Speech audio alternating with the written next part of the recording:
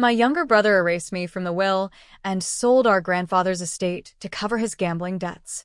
When I confronted him, he slapped me and locked me in a truck overnight.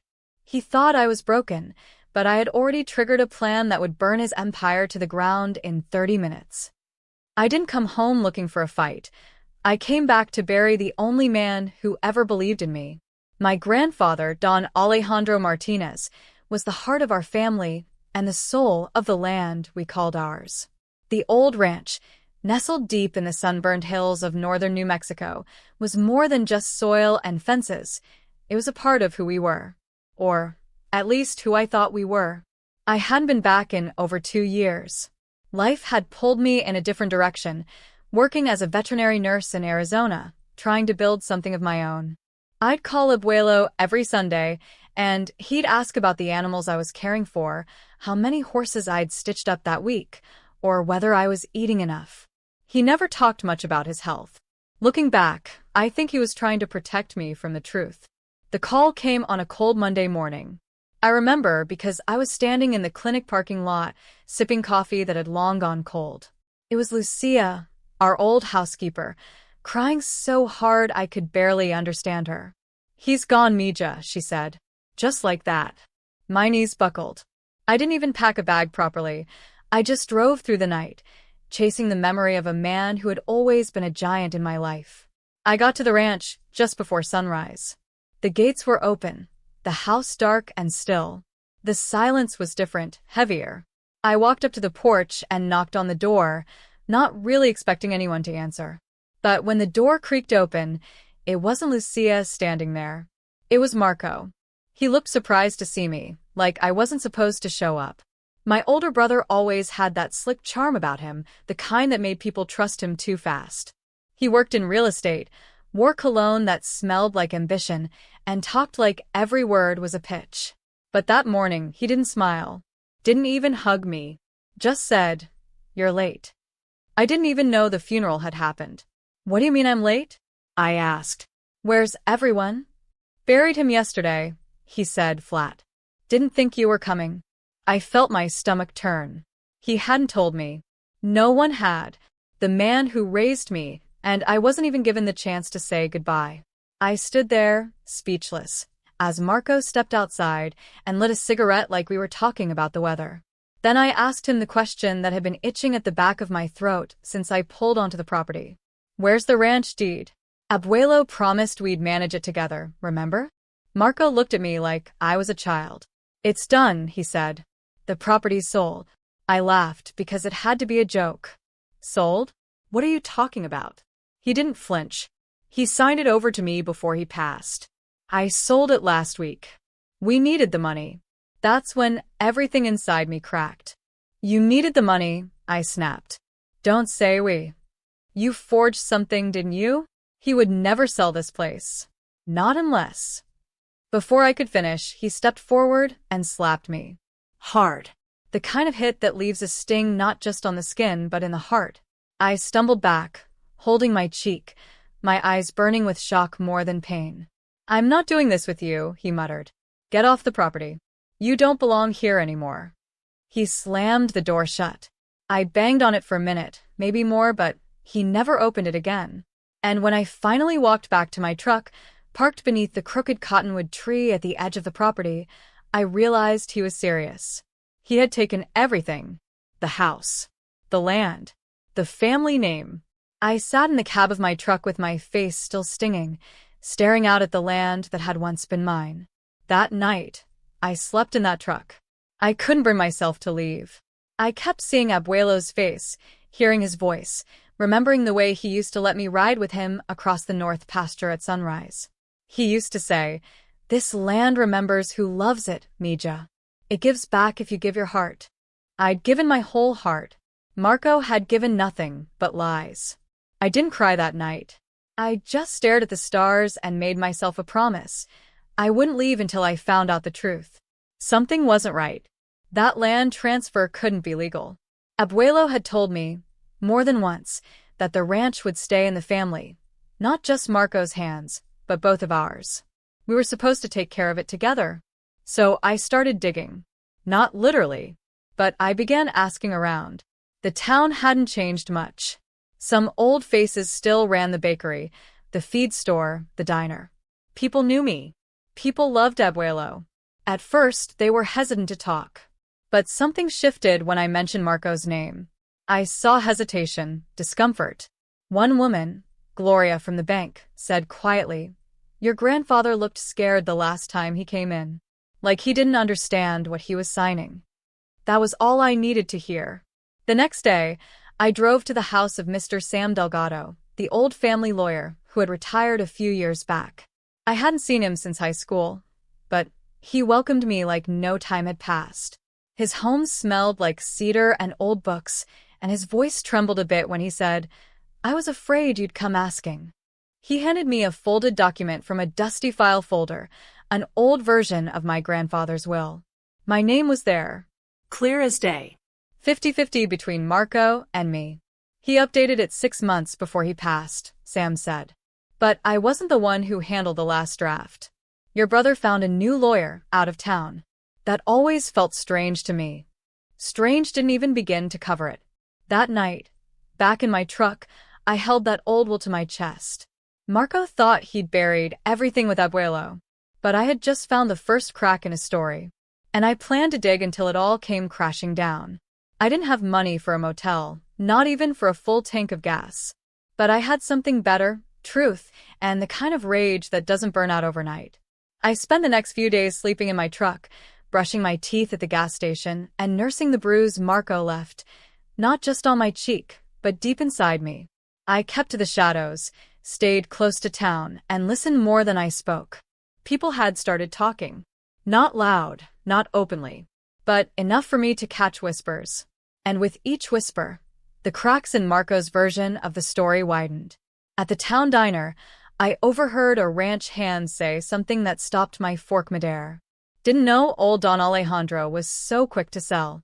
Place meant everything to him. The waitress leaned in. He didn't even know he'd signed it, if you ask me. They had him on meds. That was it, the kindling. My grandfather was sick. And if he'd been medicated heavily, it meant his decisions could have been influenced, or worse, fabricated. I needed proof, not just talk. So I wrote everything down. Names, dates, what people said, and how they said it. I created a timeline of events in an old spiral notebook I found in my glove box. I didn't know yet how I was going to prove it in court, but I was building a case. Piece by piece.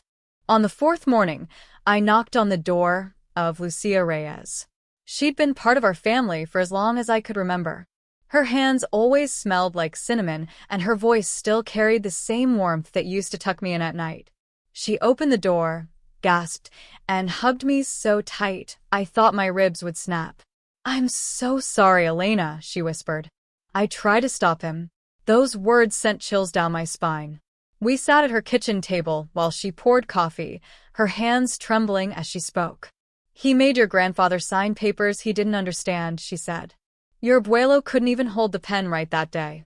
Marco told me it was just paperwork for the hospital." I didn't think. Lucia's voice broke. I reached across the table and held her hand. "It's not your fault. But I need you to tell someone else what you just told me. A lawyer, maybe the police." She nodded slowly. I kept a copy of one of the papers. I was scared, but I couldn't throw it away. She walked to the back room and came out with a wrinkled envelope. Inside was a blurry photocopy of a signature page. My grandfather's name was barely legible. It looked shaky, rushed. Next to it, Marco's signature stood bold and clear. This was the proof I needed to push further. I called Sam Delgado that afternoon and asked if we could meet again. I showed him the copy, and his brow furrowed so deeply I thought it might split in two. "This signature, it doesn't match the one I have on file," he said, pulling out an older deed my grandfather had signed years ago. "So what do we do?" I asked. He tapped his finger on the paper. "We get this verified. And if it's forged, your brother could be facing more than just a lawsuit." My heart pounded in my chest. Part of me wanted to scream, to run to Marco's house and throw this paper in his face. But I didn't. Not yet. I needed everything to be airtight. No emotion, no mess, just facts. I contacted a handwriting analyst in Santa Fe and mailed both copies to her. She said it would take a few days to review. So I waited. While I did, I went back to the land, parked my truck near the east fence line where the orchard used to be. The trees were still there, but neglected, just like everything else. One afternoon, I saw a white SUV pull up to the house. A man got out, clipboard in hand. I watched him from a distance, using binoculars I kept in the glove box. He walked the property, took photos, and made notes. When I finally approached him, pretending to be just passing through, he smiled politely and introduced himself as Mr. Carmichael, a developer. "Your brother's selling to a corporation," he said casually. "Plans to flatten the old ranch house, build vacation rentals. Big money in it." I felt sick. It wasn't just about the land anymore. Marco wasn't trying to preserve anything, he was trying to erase it. Erase our name, our legacy, everything my grandfather lived for. That night, I broke down for the first time. Curled up in the back seat of my truck, I cried until I couldn't breathe. But grief has a funny way of turning into fuel. The next day, I drove to Santa Fe and picked up the results from the analyst in person. Her office was small, neat, and smelled faintly of ink. She handed me the report without much ceremony, but the words hit like thunder. "There is a high likelihood that the question signature is a forgery." I thanked her and walked out into the sunlight, gripping the folder like it was a sword. Marco had no idea what was coming. Back in town, I stopped by Sam Delgado's house one more time. I showed him the report, and he nodded solemnly. "It's enough to open a case," he said. "But we'll need witness statements. More documents, if you can find them." "I'll get them," I said. "Whatever it takes." That evening, as the sun dipped behind the hills, I sat on the hood of my truck and looked out at the land. I remembered riding horses with my grandfather, picking peaches with Lucia, chasing lightning bugs with Marco before he became someone I didn't recognize. My heart hurt, but my spine was steel. I wasn't just fighting for a piece of property. I was fighting for the truth. And I had no idea how dangerous that fight was about to get. You never really understand how deep betrayal runs until it comes from your own blood. Each step forward in my search for truth peeled away another layer of the person Marco had become, someone I didn't recognize anymore. I wasn't just uncovering a forged signature or a shady land deal. I was uncovering a man who had buried our family name in greed. The days blurred together. I spent hours talking to anyone who had been around my grandfather in his final months, neighbors, ranch hands, even the pharmacist downtown. Most were reluctant at first, but once they knew what I was doing, some opened up. "I remember seeing Marco bring in a stack of documents," said Mr. Alvarado, who worked part-time at the feed store and lived just a mile from the ranch. "Your grandfather didn't look well. He wasn't himself. Even small details mattered. They built the bigger picture. A man under medication. A confused old soul being led into decisions he didn't fully understand. And Marco, always close by, always just out of reach of accountability." I kept careful notes, stacking evidence like bricks. But what I didn't expect was how the community started to shift. It wasn't loud or dramatic. Just small signs. People nodding at me in town, someone slipping an old receipt into my palm without saying a word. The people who had loved my grandfather hadn't forgotten what he stood for. And they hadn't forgotten me. I knew I had enough to file a civil claim, but the problem was, I didn't have the money to hire a proper attorney. I was barely surviving on gas station coffee and granola bars. That's when Sam Delgado made an offer I'll never forget. "I'll represent you pro bono," he said, sliding the paperwork across his kitchen table. "Your grandfather trusted me. I want to do right by him." I don't remember what I said, but I know I cried. Sam was the first real ally in this fight, one who stood up not just for me, but for everything we'd lost. We filed the paperwork within the week. I didn't tell Marco. I didn't need to. He found out soon enough. I was walking out of the courthouse after dropping off my statement when I saw him waiting by my truck. He hadn't changed, same gold watch, same smug smile. But his eyes were darker now, sharper.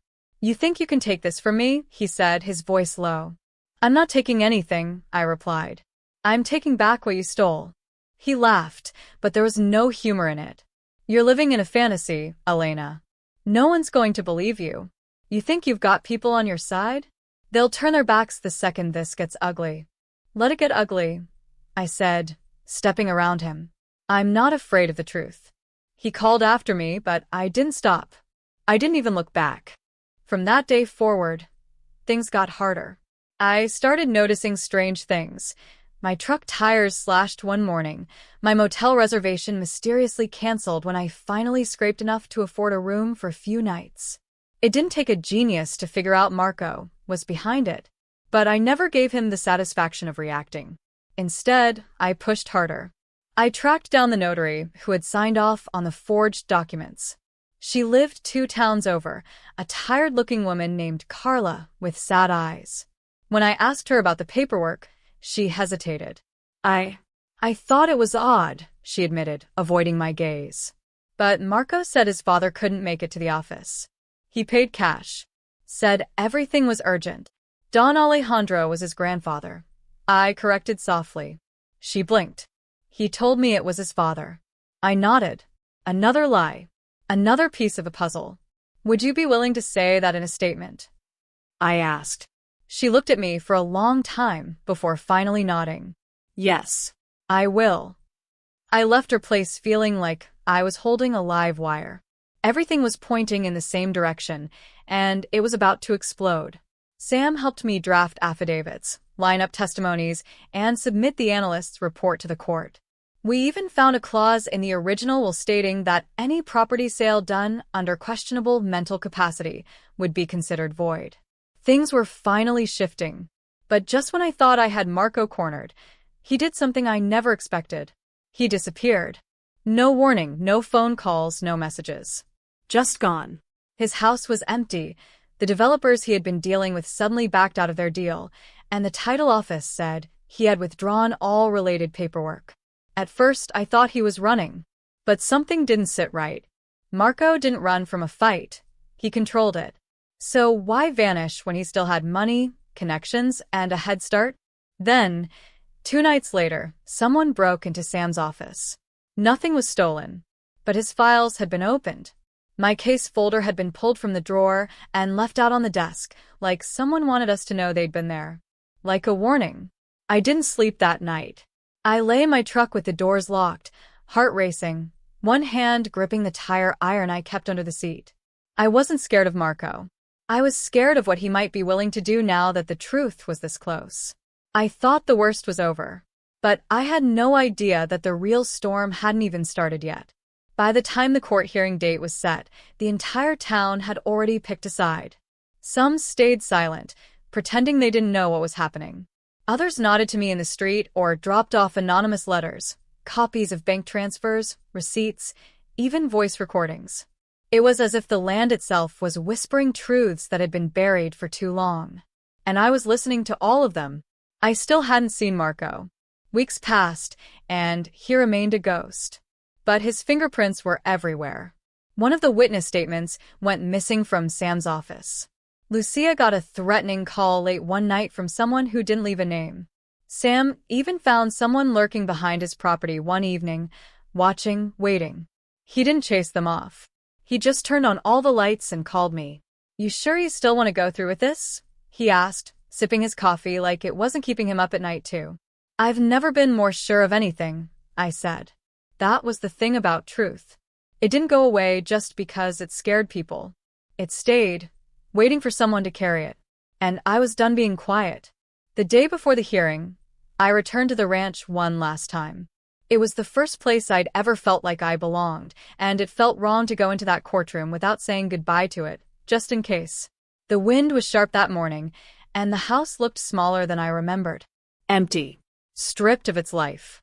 I stood by the fence, the same one my grandfather used to lean on with his coffee in hand, and whispered, I'm going to make this right. I promise. Then I got back in my truck and drove into town. The courtroom wasn't grand, just a small, plain building with dusty windows and wooden benches that creaked when people shifted. But to me, it felt like the center of the universe that day. I walked in with Sam, carrying nothing but a folder full of truth. Marco walked in 10 minutes later, clean-shaven, calm, and dressed like nothing had ever happened. He wouldn't even look at me. I don't remember every word the judge said, but I remember how quiet the room got when Sam laid everything out. The forged signature, the old will, the notary's statement, Lucia's testimony, the analyst's report, even the audio of Marco telling someone on the phone that she's not on the paperwork anymore. I made sure of it. Each piece fell into place like puzzle corners, snapping shut. Marco's lawyer tried to poke holes, but they weren't deep enough. They couldn't explain the timing, the mismatched signatures, or why my name had disappeared so suddenly from the updated will. By the end, I wasn't shaking anymore. I was steady. I was home in my own skin again. When the judge called for a recess, I stepped outside to breathe. The air tasted like freedom, even though nothing had been decided yet. I felt a hand on my shoulder and turned to see Lucia, standing there with tears in her eyes. "He would be proud of you, Mija," she whispered. "Your grandfather would be proud." I don't know if I cried in that moment or just felt something break loose inside me, but I nodded and went back in. The verdict came 2 days later. The court declared the sale of the property invalid, citing manipulation, possible fraud, and undue influence during Don Alejandro's final days. The estate would be returned to the rightful heirs, me and Marco. But Marco, found responsible for misconduct, would be removed from all legal dealings involving the land. I had full decision-making power. I didn't jump for joy. I didn't scream or cheer. I just sat in silence, hands in my lap, letting the weight of it all settle. I thought that would be the end of the story. But the truth is, endings don't come tied in bows. A week after the ruling, I found a letter shoved under my truck's windshield wiper. No return address. Just my name on the front. Inside was a single sentence typed, "You don't know everything he did." I read it 3 times, then folded it and put it in the glove box. Maybe it was just a scare tactic. Or maybe there were still pieces of Marco's deceit I hadn't uncovered. But I wasn't afraid anymore. Whatever shadows remained, I'd face them. I had already walked through fire. I moved back onto the ranch. It took months to repair the house, to bring the land back to life. But I did it with my own hands, with the help of the people who believed in me. Mr. Alvarado brought lumber. Lucia made tamales for every volunteer. Even Sam came by once a week just to check in. It was slow work, but honest work. And each sunrise over those hills reminded me of Abuelo's words. This land remembers who loves it. Now, every time I walk the fence line or hear the horses in the barn, I remember who I am. I'm Elena Martinez, the woman they tried to erase, the woman who came back, and the woman who made damn sure they never forget her again.